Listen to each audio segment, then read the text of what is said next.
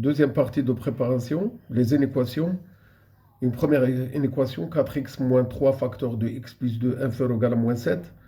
Quand on développe et on réduit, et on arrive à avoir le x inférieur ou égal à moins 1, donc les solutions de cette inéquation sont tous les nombres inférieurs ou égaux à moins 1.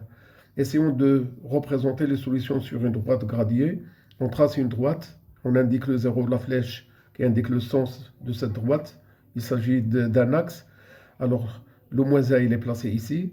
Eh bien, tout ce qu'on a barré ici, ça représente les solutions de cette inéquation. Et une deuxième, où on doit rendre le tout au même dénominateur et se débarrasser de ce dénominateur commun qui est positif. Le 4x plus 3 sur 5 moins x plus 1 sur 2 supérieur ou égal à 1. Après avoir rendu le tout au même dénominateur, on arrive à avoir le 8x plus 6 moins 5x. Et le moins qu'on a ici avec ce plus, ça donne ainsi moins. Le moins 5 supérieur ou égal à 10.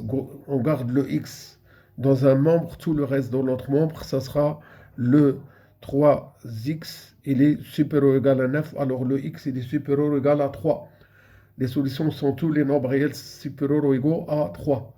Et bien la représentation des solutions sur une droite graduée, comme vous le voyez, c'est il y a le 0, le 1, le 2, voici le 3, et on doit barrer toute la partie à partir de 3 vers la flèche qui représente les solutions.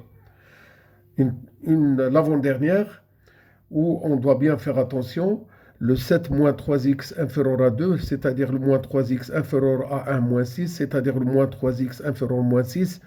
Quand il y a un signe moins ici à côté de x, là où il y a un nombre négatif, il faut bien penser à changer le sens. Et on arrive à avoir x supérieur à 2, strictement, les solutions sont tous les nombres réels strictement supérieurs à 2. De même ici, le 2x plus 4 sur 3 moins x supérieur à 2 nous donne 2x plus 4 sur 3 moins 3x sur 3 supérieur à 2. Enfin, on arrive à avoir moins x, il est supérieur à 2, c'est-à-dire le x, il est inférieur à moins 2. Tous les nombres réels strictement inférieurs à moins 2 sont les solutions de cette inéquation.